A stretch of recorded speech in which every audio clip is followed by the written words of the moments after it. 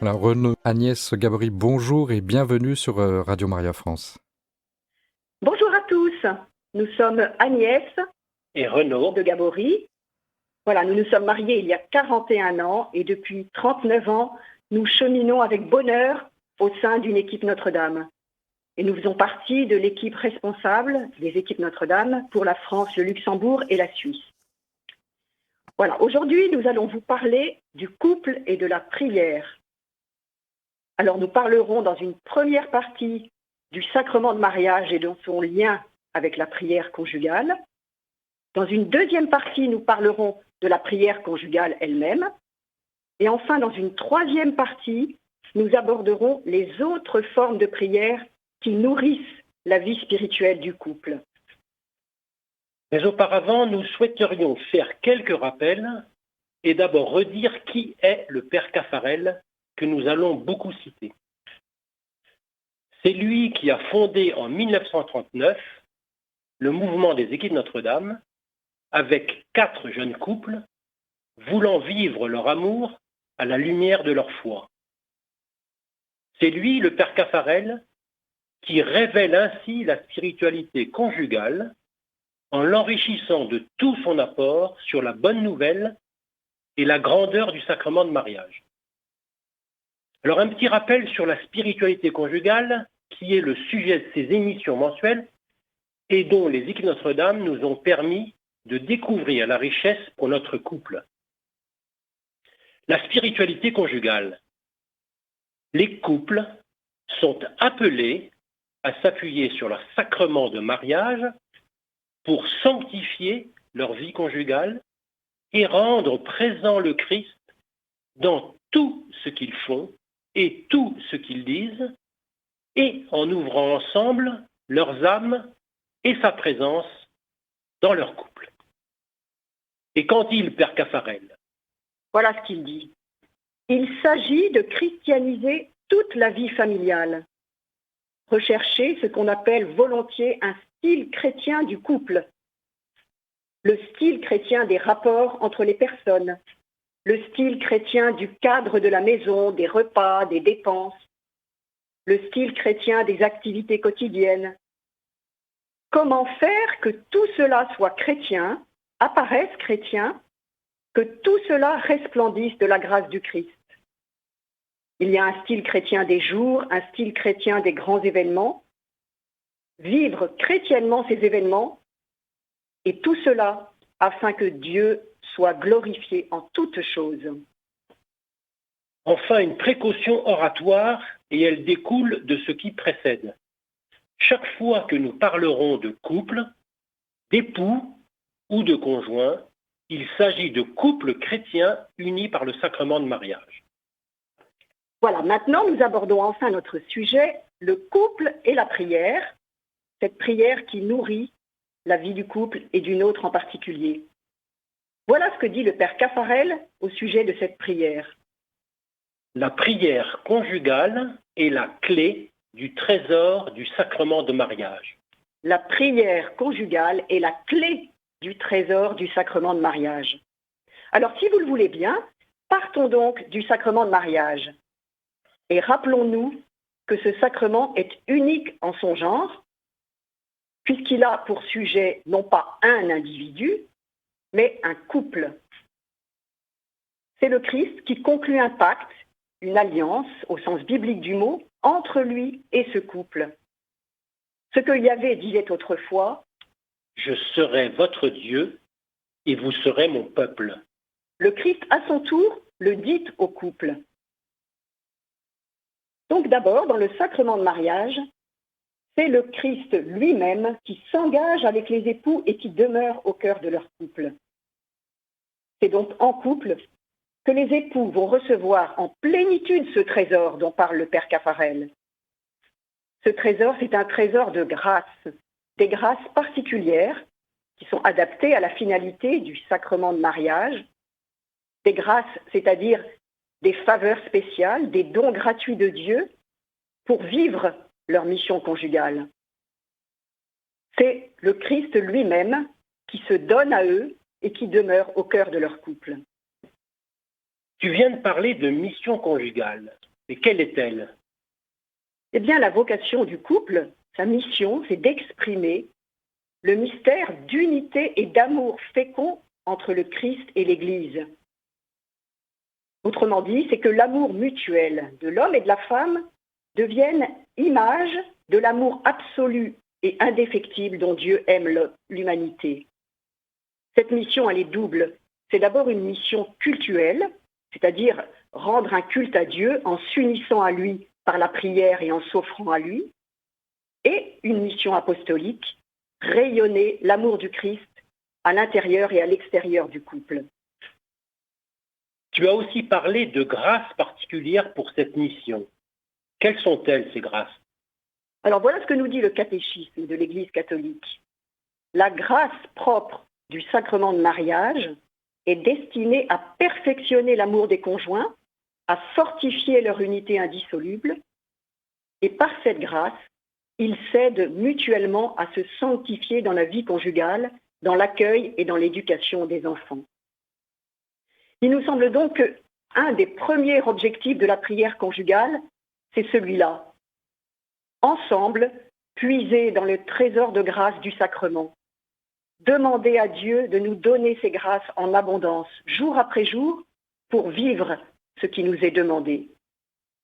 Demander ensemble ces grâces parce qu'on croit profondément à la puissance de l'aide de Dieu, à la force de son amour pour la construction de notre vie à deux avec lui. Le sacrement de mariage n'est pas seulement le don du Christ aux époux, il est aussi le don, la consécration du couple au Christ. Désormais, dans ce couple, le Christ est présent. Et c'est pourquoi saint Jean Chrysostome l'appelle une église en réduction. Quand le Christ unit par son sacrement un homme et une femme, c'est pour fonder une petite cellule d'église, un sanctuaire, où lui, le Christ, pourra célébrer avec ce couple, par ce couple, le grand culte filial de louange, d'adoration et d'intercession qu'il est venu instaurer sur terre. C'est donc cela la première mission du couple chrétien? Oui, il s'agit bien de rendre un culte à Dieu, mission dont la prière conjugale est le temps fort. Ainsi, quand mari et femme prient ensemble, c'est la prière de son Fils bien-aimé que le Père des cieux entend, parce que dans leur cœur, l'Esprit du Christ inspire leurs sentiments.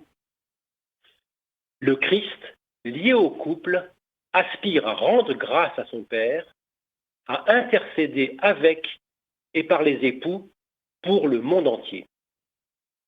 Si je récapitule, accueillir en plénitude les grâces de notre sacrement de mariage, faire de notre couple un sanctuaire, c'est bien en nous mettant ensemble, mari et femme, sous son regard, que le Christ nous comblera de ses grâces, nous disposera à l'écouter, à lui répondre, à nous offrir à lui, et que sa prière deviendra la nôtre. Voilà, maintenant nous arrivons à notre deuxième partie, la prière conjugale.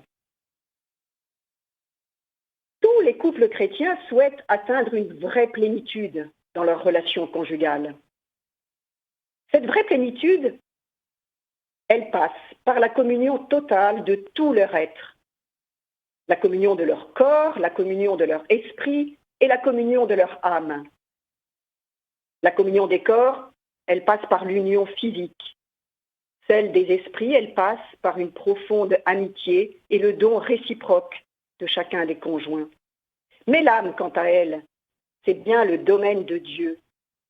Elle est le lieu conçu pour être habité par Dieu. Donc, les époux ne peuvent pas unir eux-mêmes leurs âmes. En revanche, ils peuvent les ouvrir ensemble à la présence du Seigneur. Ainsi, c'est lui qui unira leurs âmes. Et qu'est-ce qui va permettre de trouver cette plénitude? Eh bien, pour créer une vraie communion d'âme entre les époux dans la durée, pour découvrir toute la grandeur et la beauté de l'autre, pour rencontrer aussi l'image de Dieu en lui ou en elle, Le chemin le plus efficace, c'est bien celui de la prière conjugale. Mais pour arriver à cela, il faut du temps. C'est un cheminement de progression spirituelle, l'objectif de toute une vie. Quand les époux apprennent à être unis dans l'âme, même si un jour ils se trouvent un peu fragiles, divisés dans leur tendresse, dans leurs opinions, par des épreuves, cette communion des âmes restera un lien inébranlable. Elle deviendra le lieu le plus intime de leur complicité. Pourquoi ? Parce que Dieu y habitera et y demeurera comme il s'y est engagé. Il nous dit dans Saint Jean au chapitre 14, verset 23, « Si quelqu'un m'aime, il gardera ma parole, mon Père l'aimera, nous viendrons à lui et nous ferons en lui notre demeure. » Voilà, donc la prière conjugale est bien le temps fort de ce culte du couple et le pilier de la spiritualité conjugale. Alors, cette prière conjugale, qu'est-ce qu'elle est ? Eh bien, c'est le moment de leur journée où les époux ouvrent ensemble leur âme à la présence du Seigneur pour lui dire leur amour et se laisser aimer par lui, et où le Seigneur unit leurs âmes dans ce même amour. Alors, est-ce que tu peux nous dire quelle forme peut prendre la prière conjugale ? Eh bien, autant de formes que de couples qui la pratiquent, et même encore plus, car pour chaque couple, il peut y avoir plusieurs formes de prière conjugale au cours de leur vie. Prier ensemble, cela s'apprend. Cela s'apprend par la pratique. Il faut se lancer. Et cela évolue tout au long de leur vie commune, en fonction des circonstances, des événements marquants de leur vie et du cheminement spirituel de chacun et du couple. Et cette prière, comment peut-on l'exprimer ? Par la louange, l'adoration, par la prière d'intercession pour nous, pour nos familles, pour nos proches, aux intentions de notre communauté paroissiale et de l'Église. Nous pouvons l'exprimer par la lecture et la méditation de la parole, par des prières de la tradition chrétienne, en nous unissant à la prière de l'Église. Mais ce n'est pas la forme qui a le plus d'importance, c'est bien la volonté de prier à deux, et son intention profonde. Notre prière conjugale, elle s'adresse à Dieu, elle est pour lui et elle n'est pas pour nous. Nous reviendrons dans quelques minutes sur cette difficulté. Il s'agit bien de louer Dieu ensemble et de chercher sa volonté sur notre couple. Catherine et Étienne, équipiers Notre-Dame, auxquels nous avons demandé ce qu'était pour eux la prière conjugale, nous ont répondu. Pour nous, la prière conjugale, c'est finalement notre regard, notre cœur tourné vers Jésus. C'est la traduction de notre amour pour Jésus et de notre volonté de le suivre. Pour que sa prière conjugale soit vraiment un culte rendu au Christ, quelle disposition d'âme ce couple doit-il apporter ? Alors, première disposition, former une communauté de corps et de cœur pour signifier l'union des âmes. Que l'union visible des époux soit le signe de leur union d'âme, qu'ils soient un. La communauté de corps, par une proximité physique, est bien sûr nécessaire pour deux raisons. D'abord parce que le corps participe de manière active à la prière, et ensuite parce que les couples apprécient cette proximité physique qui favorise la communauté de cœur et permet une plus grande intimité spirituelle. Chaque couple de trouver l'attitude corporelle qui favorisera cette communauté de corps et donc cette intimité spirituelle. Ensuite, la communauté de cœur. Est-ce que nous pouvons être réellement présents l'un à l'autre si nous avons quelques ressentiments l'un envers l'autre ? Pour prier ensemble, il faut que nos cœurs soient en paix l'un envers l'autre. Le Christ insiste beaucoup sur cette paix intérieure. Et voilà ce qu'il nous dit en Matthieu, chapitre 5, versets 23 et 24. Quand tu présentes ton offrande à l'autel, si là tu te souviens que ton frère a quelque chose contre toi, laisse là ton offrande devant l'autel et va d'abord te réconcilier avec ton frère. Puis reviens et alors présente ton offrande. Pour chaque couple uni par le sacrement de mariage, notre premier frère n'est-il pas notre conjoint? Alors on pourrait transposer cette phrase de Matthieu pour les couples. Quand tu viens prier, me dire ton amour et te laisser aimer, si tu te souviens que ton conjoint a quelque chose contre toi, va d'abord te réconcilier avec ton conjoint. Cette réconciliation, elle implique que l'un des deux se lance à l'eau et demande pardon pour une parole blessante ou une attitude désobligeante. Quelle merveille si cette demande de pardon de la part de l'un des conjoints est suivie d'une demande réciproque de la part de l'autre, qui pourrait prendre la forme suivante. Pardonne-moi à ton tour pour ne pas t'avoir suffisamment aimé tel que tu étais à ce moment-là. Donc cette paix intérieure est importante, qu'à l'heure de la prière conjugale cesse tout dissentiment et que la paix entre les conjoints soit rétablie. Qu'ils se donnent, pourquoi pas, le baiser de paix. Deuxième disposition, que mari et femme renouvellent leur foi en ce pacte que le Christ a conclu avec eux, pacte de sa présence à leur couple. Dans la prière conjugale, mari et femme s'adressent au Seigneur à haute voix en présence l'un de l'autre. Les époux chrétiens vivent de ce lien spécifique et sacré depuis le oui qu'ils se sont donné et que le Seigneur a béni le jour de leur mariage. Leur prière conjugale est l'expression quotidienne de ce oui. La fidélité à cette prière conjugale quotidienne leur fait prendre conscience que le Christ est impatient de louer le Père par eux qui se sont mis à son service. Enfin, une troisième disposition, qu'ils écoutent le Christ ensemble. Comment en effet peut-on prier comme le Christ et en union avec lui si l'on n'a pas d'abord cherché à comprendre ses pensées, ses sentiments, ses intentions pour les épouser et les exprimer à Dieu? Alors pour écouter le Christ, le Père Caffarel nous encourage à lire la parole de Dieu ensemble. Écouter le Christ, dit-il, cela veut dire commencer cette prière par une lecture de la Bible, puis se taire et méditer ensemble. Ensuite, rechercher la pensée du Seigneur sur la journée écoulée ou celle qui commence.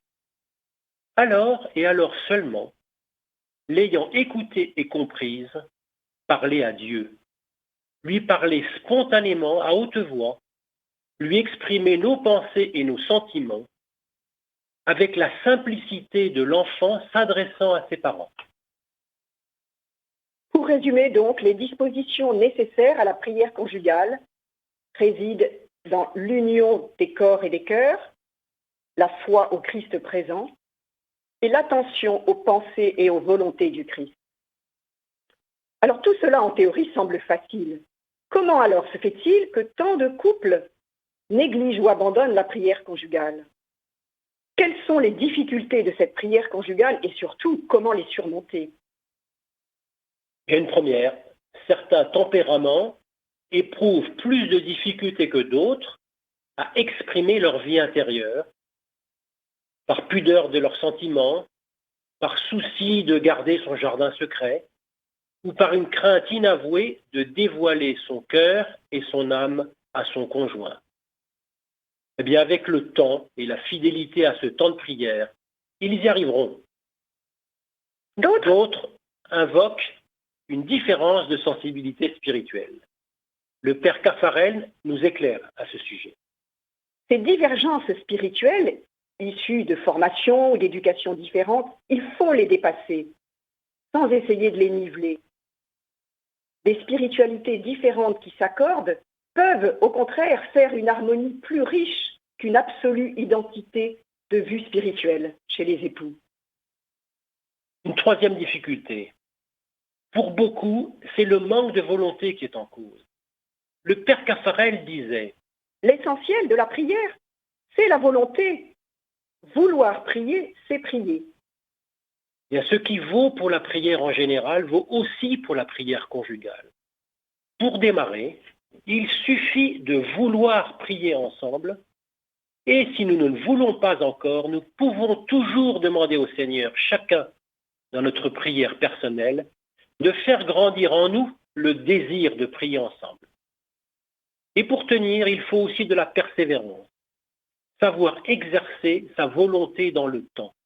L'objectif est bien de mettre le Seigneur au cœur de notre couple, avec confiance et fidélité. Enfin, une quatrième difficulté, qui est très répandue, presque tous invoquent le manque de temps. Voilà ce que le père Caffarel dit à ce propos. Vous prenez le temps de manger 3 fois par jour et vous ne prenez pas le temps de prier quotidiennement, alors que la nourriture est certes essentielle, mais la nourriture spirituelle l'est aussi. Eh oui, la prière conjugale n'est-elle pas aussi vitale que de se nourrir? Si nous attendons d'avoir du temps libre, nous n'y arriverons jamais. Il nous faut choisir ensemble le moment le plus favorable de la journée, prendre un rendez-vous fixe à ce moment-là et nous y tenir. Et puis un lieu favorable aussi soutiendra notre fidélité à ce rendez-vous. Enfin, une dernière difficulté, certains parlent d'une déception, celle de ne pas obtenir rapidement des bienfaits pour leur couple. Nous y reviendrons dans quelques instants. Si nous attendons en premier des bienfaits pour notre couple, n'est-ce pas notre disposition intérieure qui est en cause? Notre prière conjugale n'est-elle pas alors pour nous au lieu d'être pour Dieu?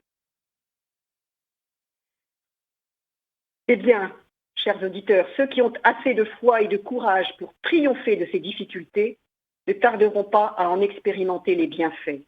Eh bien, maintenant, parlons des bienfaits de la prière conjugale. Quand les chrétiens prient, c'est d'abord pour honorer Dieu. Il n'empêche que nombreux et précieux sont les bienfaits de cette prière du couple, et à cela rien de surprenant. Le Christ n'a-t-il pas dit que si l'on cherche d'abord le royaume de Dieu, tout le reste est donné par surcroît. Ces bienfaits ne sont pas tous perceptibles ou mesurables, mais beaucoup le sont. Premier bienfait, une profonde connaissance réciproque des époux. Nous vous livrons le témoignage d'un foyer adressé au père Caffarel. Nous avions prié pour louer Dieu, et Dieu nous a fait du coup un magnifique cadeau.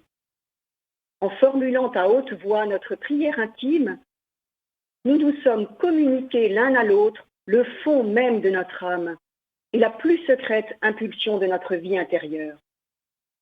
Il suffit d'avoir pratiqué tant soit peu la prière conjugale pour pouvoir dire que grâce à elle, souvent après de nombreuses années de mariage, on découvre l'âme de son conjoint, ainsi que les mouvements et les aspirations de sa vie intérieure.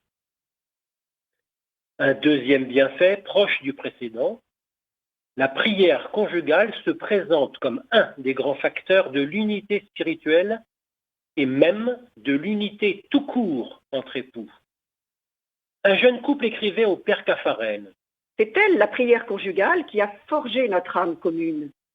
Et le père Caffarel d'ajouter. Beaucoup de couples plus âgés pourraient en dire autant, et je suis convaincue pour ma part qu'une certaine qualité d'union, d'intimité entre les époux, ne sera jamais atteinte par ceux qui omettent sa pratique. Troisième bienfait de la prière conjugale, nous l'avons évoqué lorsque nous avons parlé des dispositions. On ne peut faire l'unité sans mettre fin aux discordes. Écoutons plutôt ce témoignage. Nous allions être séparés pour plusieurs semaines. Et peu de temps avant le départ, nous nous étions disputés. L'atmosphère était lourde. Nous sentions que cette heure allait être inexorablement gâchée par l'orgueil qui nous empêchait de faire le premier pas. L'un de nous, cependant, propose de nous agenouiller. Alors, devant Dieu, il a bien fallu se dépouiller de sa vanité et ne pas continuer à jouer au plus fort. En sa présence, nous nous sommes demandé pardon et en priant chacun personnellement à haute voix, nous avons eu ce soir-là un échange d'une vérité et d'une intensité jusqu'alors insoupçonnée. Un quatrième bienfait de la prière conjugale. La prière conjugale est le grand stimulant de la vie chrétienne personnelle de chacun des conjoints, et nous y reviendrons dans la troisième partie. Un cinquième bienfait de la prière conjugale, l'ouverture au monde et la fécondité spirituelle du couple. Par l'intercession de notre prière conjugale aux intentions de l'Église, nous ouvrons notre cœur et notre couple au monde qui nous entoure. Alors où en sommes-nous? Imprégné des dispositions d'âme dont le couple doit être habité pour que sa prière conjugale soit réellement un culte rendu au Christ, conscient des difficultés et des bienfaits de la prière conjugale, il suffit alors à ce couple d'oser la prière conjugale et de se lancer. Nous pouvons en témoigner personnellement. Oui, c'est vrai. Un prêtre ami nous a beaucoup aidés au début de notre mariage à oser la prière conjugale. Voilà ce qu'il nous a dit. Commencez tout simplement par faire lentement un signe de croix, puis prenez un temps de silence pour vous mettre en présence du Seigneur, puis dites ensemble, non moins lentement, et du plus profond de votre âme, le Notre Père. Cette prière communautaire enseignée et confiée par le Christ à son Église, et on peut le dire, aux couples en particulier, puisqu'ils sont la plus petite cellule d'Église. Et voilà, c'est comme cela que nous nous sommes mis en route. Eh bien, si la prière conjugale est le ciment de la vie spirituelle du couple, il y a d'autres formes de prière, d'autres temps forts spirituels qui nourrissent aussi cette vie, et ce sera notre troisième partie. Alors, nous allons parler brièvement de l'oraison, de la parole de Dieu, de la participation à l'Eucharistie et enfin de la prière familiale. L'oraison, comme vous le savez, c'est une prière personnelle. C'est ce moment privilégié de cœur à cœur avec Dieu, pour lui parler, l'écouter, comprendre sa volonté sur moi et y adhérer. Alors, comment cette prière peut-elle enrichir le couple? Eh bien, nous croyons vraiment que l'oraison, pratiquée jour après jour, nous amène à changer notre regard, et en premier lieu notre regard sur notre conjoint, à le voir avec le regard de Dieu, un regard miséricordieux et bienveillant. Oui, c'est là que nous apprenons à dépasser notre égoïsme pour recevoir et aimer notre conjoint comme le Christ. Alors, loin de voir dans le Christ un rival, chacun des époux peut se réjouir de cette relation unique de son conjoint avec le Christ. Voilà ce que dit le Père Caffarel. Si pour un temps, votre compagnon de route vous quitte pour s'entretenir avec le Christ, soyez sans crainte. Il vous reviendra le regard plus limpide et le cœur plus fort.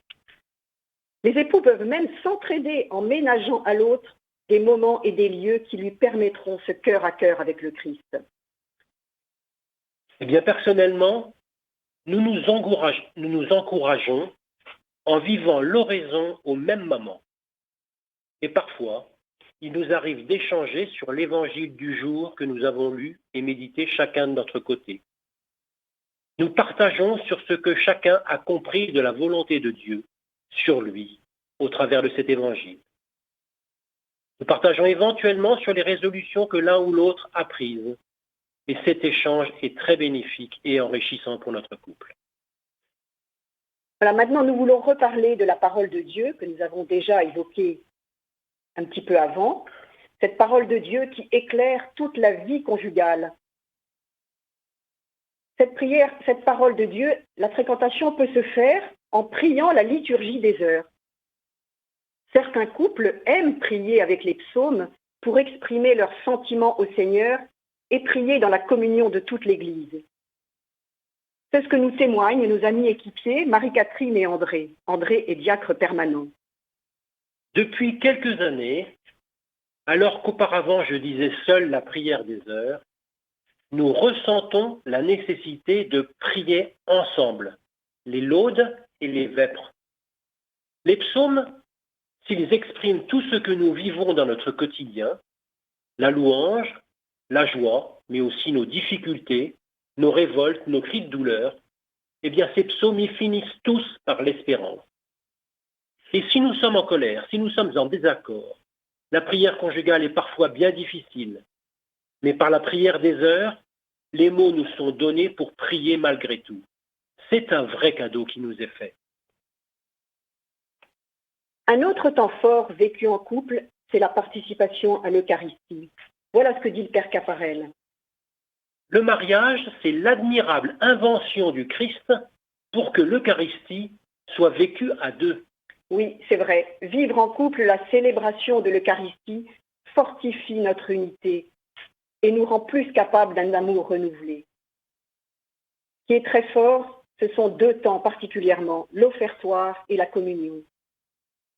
Pendant l'offertoire, nous nous offrons ensemble l'un et l'autre.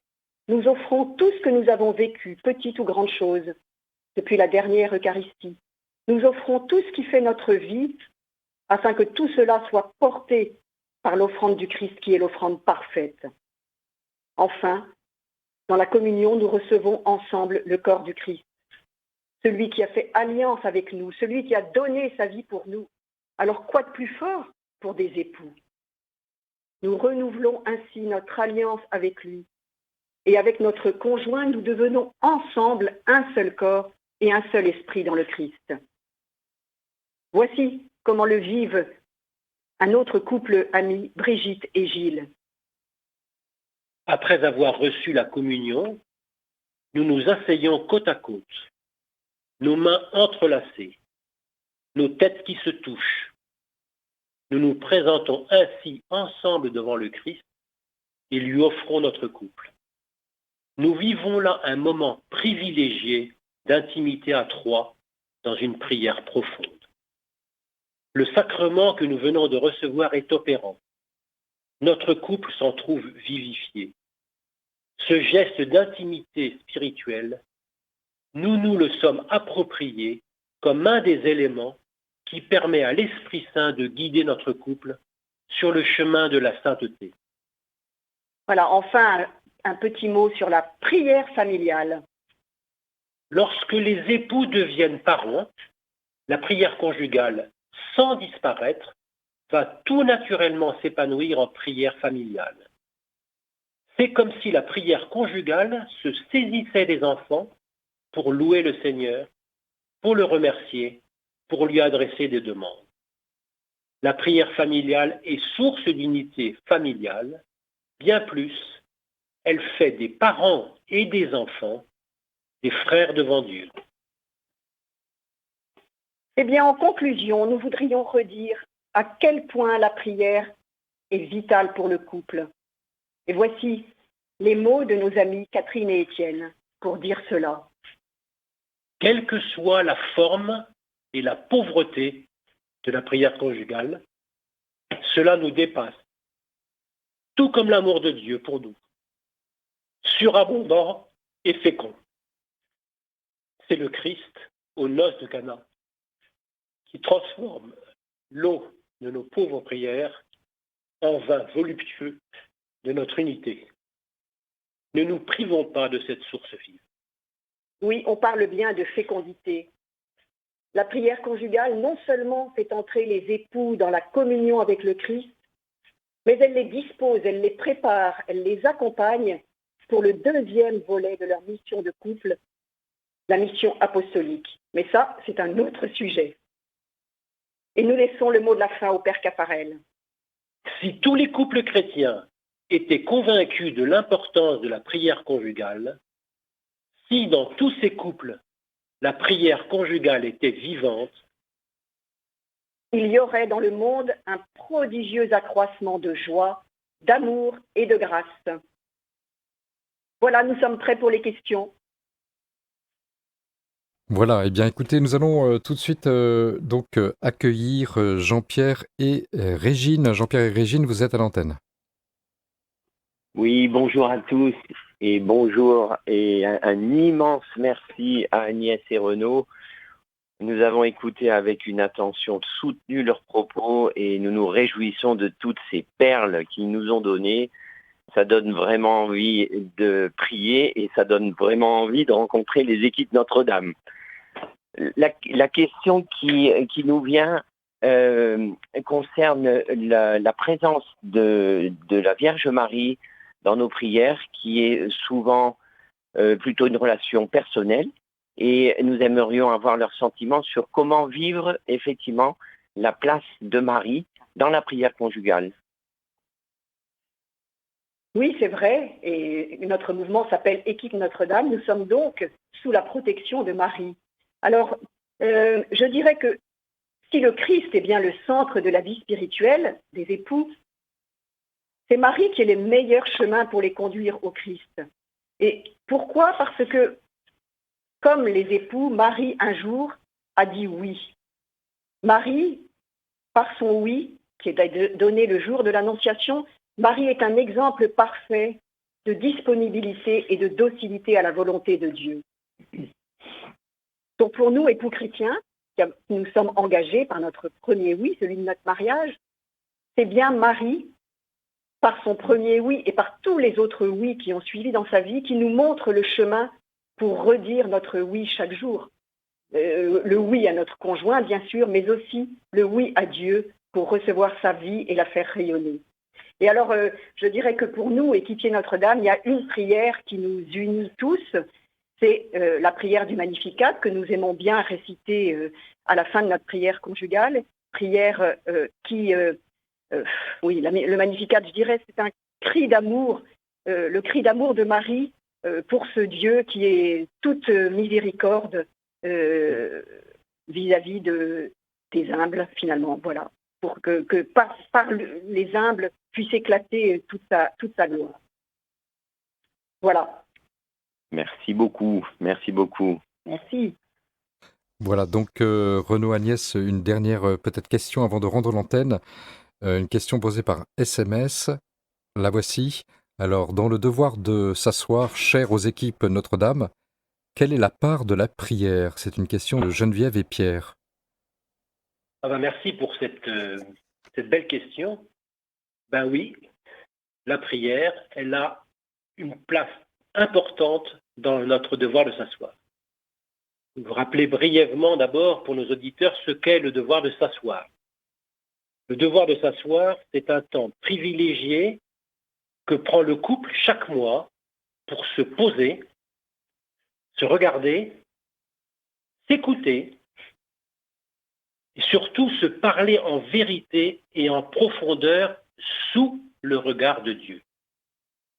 La place de la prière, elle est donc essentielle dans ce moment d'échange qu'elle introduit et conclut. Au début de ce temps en couple, de ce devoir de s'asseoir, ce peut être une prière spontanée, personnelle, de chacun des époux qui s'exprime à haute voix. Et cette prière va permettre de rapprocher merveilleusement leur cœur et de les disposer à un échange fructueux dans un climat spirituel d'écoute, de charité et d'humilité. Et pour conclure ce temps de devoir de s'asseoir, où chacun aura écouté l'autre et se sera exprimé, où sans doute des résolutions auront été prises ensemble, quoi de plus naturel que de rendre grâce pour ce temps béni et pour notre conjoint. Voilà ce que nous pouvons vous dire sur l'importance de la prière dans le devoir de s'asseoir sous le regard de Dieu. Eh bien, merci infiniment. Merci beaucoup Renaud et Agnès pour cette émission, belle émission. Merci à tous.